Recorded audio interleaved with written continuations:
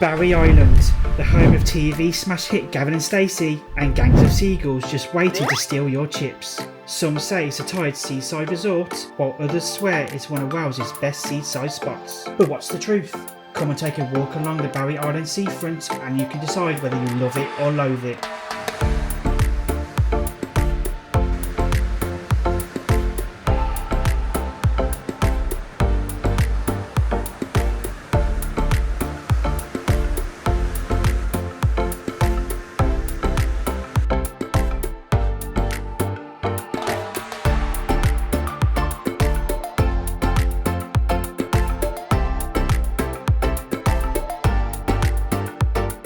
Hi guys, welcome back to the channel. Today we're in Barry Island, or known affectionately by the locals as Barry Baydos, and with the gorgeous hot weather we're having today, you can see why.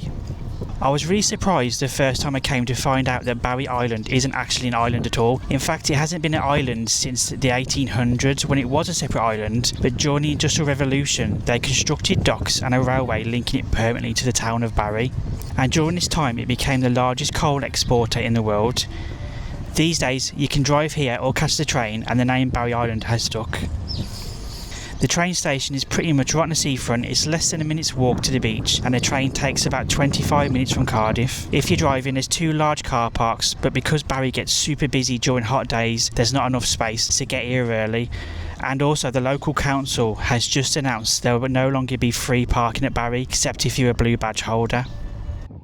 And just over there guys, you'll see the Hungry Shark fish and chip shop. This one is actually the #1 rated fish and chip shop in Barry with 4.8 stars. Everyone seems to queue at Boothys because it says it's world famous, and I think it might be because it appeared on Gavin and Stacey. But if you truly want the best fish and chips in Barry, then you need to go to the Hungry Shark, and there'll be no queues either. It's just off the seafront. Also along our walk here, you'll notice there's a lot of arcades. I think there's about 8 arcades as well. There's a ridiculous amount to choose from. Here guys is the RNLI Visitor Centre. It's a fantastic little spot for families. You can go in there and you can do a tour. They'll teach you all about the history of the RNLI. It's rolling Barry, their life-saving techniques. There's a little boat in there as well. The kids can have their photo taken on. And also there's a shop here as well, the RNLI shop. They sell RNLI merchandise. I highly recommend you go in there and buy something and support them because they're a fantastic charity and they're entirely self-funded and they rely on kind donations from people like you. And just over there you can see a Greggs. A Greggs on a seafront. That's quite novel. I don't think I've ever seen that before. And just here is a lovely little watering hole. It's called the Beer Keller, and it's actually a cellar with vaulted ceilings that used to be a storage for like 40 years until it was rediscovered and then turned into this. That's pretty cool. This Victorian building here is actually being redeveloped into luxury apartments. They're costing upwards of £500,000 each. We've got incredible views over the bay, but who's got £500,000 tucked away behind their sofa?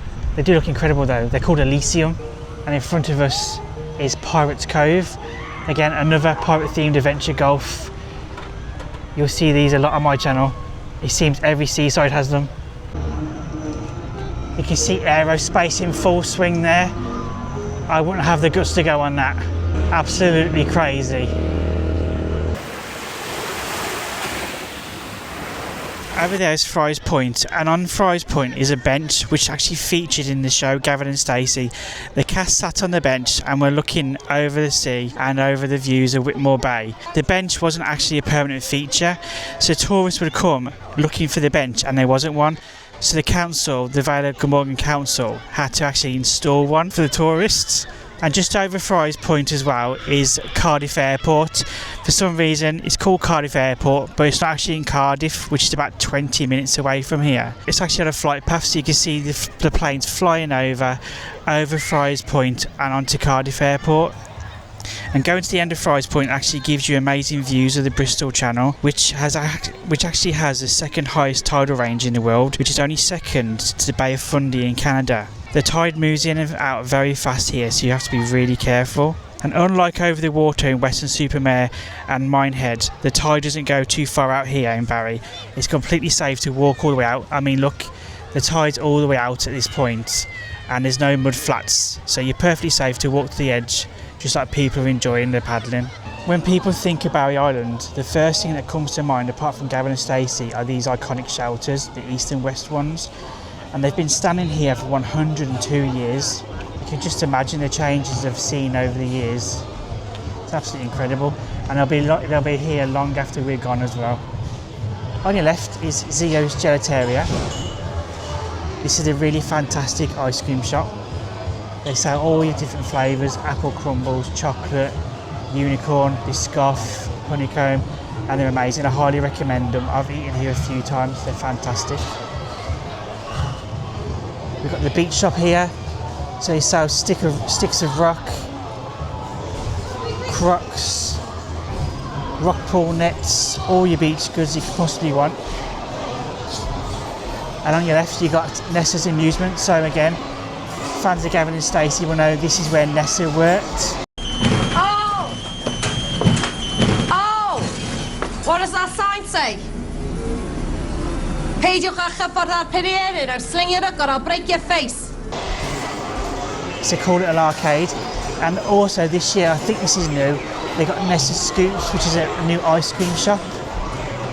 So they sell things like shakes, sundaes, cold drinks. And on your left you've got Chippy on the beach. This is a really rubbish chippy apparently. It's 2.8 stars on Google.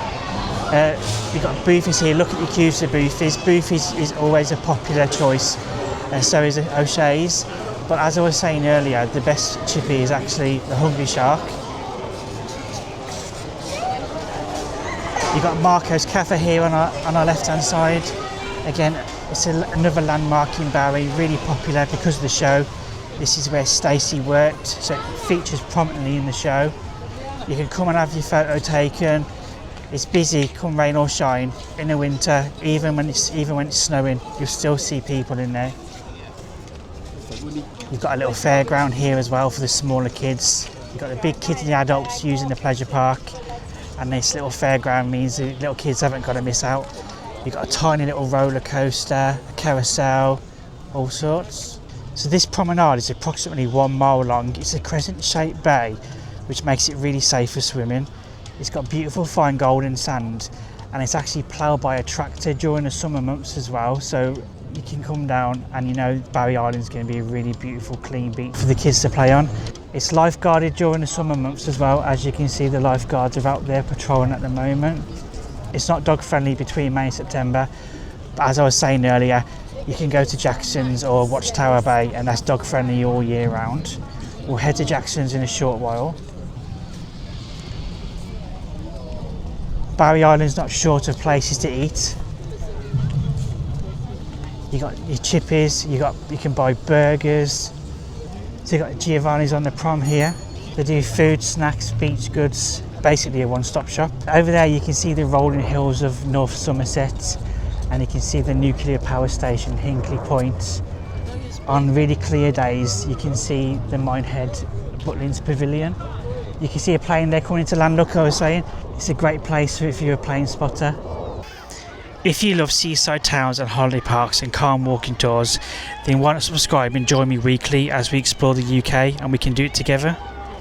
So as I was saying before, the tide here is really extreme. So it goes out really far. It's at its lowest at the moment. Not quite as far as obviously Western, when it goes out like a mile.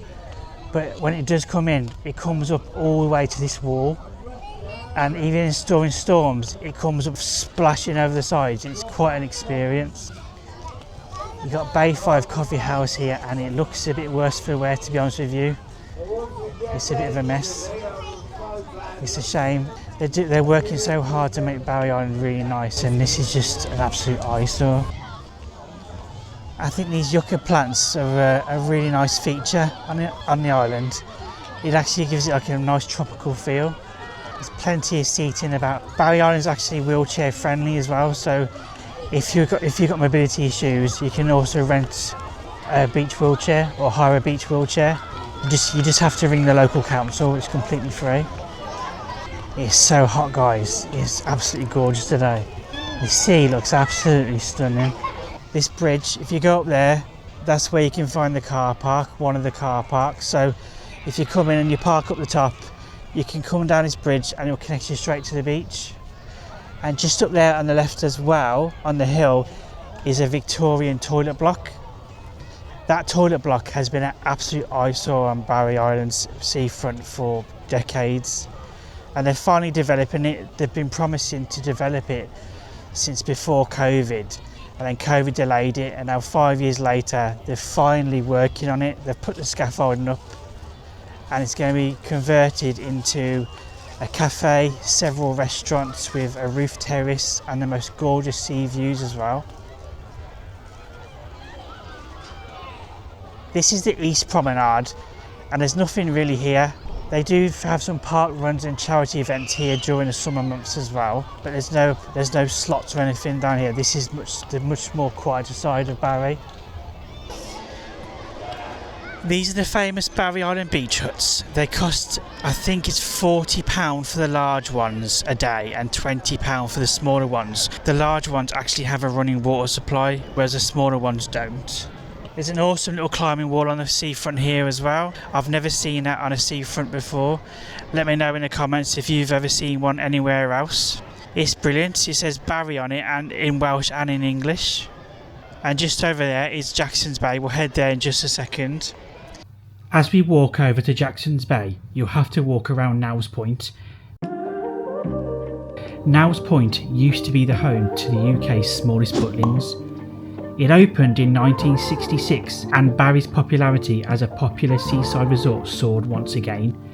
But in 1986, Butlins announced the closure of the Barry Island camp, but a last minute decision retained it for another season. In 1987, the camp was then sold to Majestic Holidays and reopened as Majestic Barry Island. In 1996, Majestic franchised the camp out, but the new owners struggled to maintain the site. Sadly, in 1996, the camp closed due to safety concerns, storm damage and financial difficulties. As a result, Barry's popularity nosedived, only seeing a resurgence once again since Gavin and Stacey put it back on the map. This, guys, is the stunning Jackson's Bay.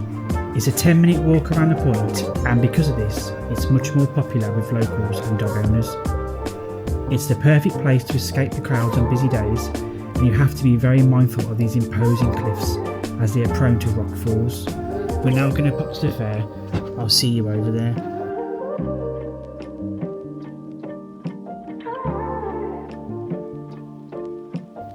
There's been a fair here since 1897. It was originally on the beach, but it was later moved to where it is today to make way for the promenade and shelters to be built. And it's been in the same place ever since. It's quite a divisive place, with some people loving it and some people absolutely hating the place. I'll show you around, you can take a look at the rides and you can make up your own mind. Let me know in the comments if you love it or loathe it. So this is where you can buy your tokens. It says 12 tokens are £10, 25 tokens are 20, 50 tokens are 35. A lot of these rides cost 4 tokens to ride. The smaller rides cost 3.